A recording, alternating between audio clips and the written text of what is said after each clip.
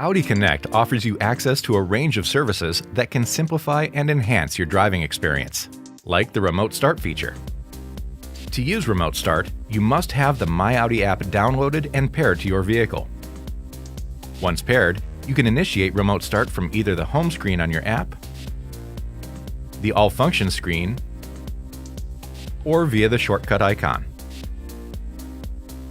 It's important to note that in order for the vehicle to work, your vehicle must be in park with the emergency brake on and the ignition turned off, the windows up, the doors locked, and the fuel tank full enough to ensure that the low fuel light is not on.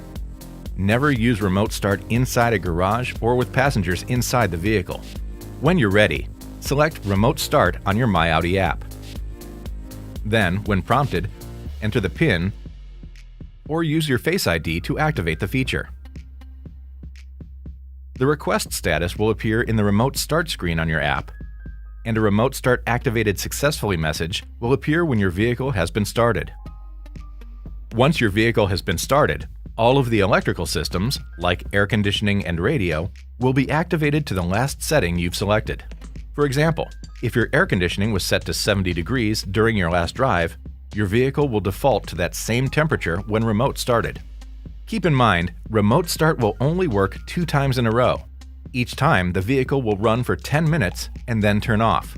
So if you do not get into your vehicle and begin your drive before the second Remote Start activation ends, you will need to manually start your vehicle and drive at a speed of at least 5 miles per hour in order to reset the Remote Start system.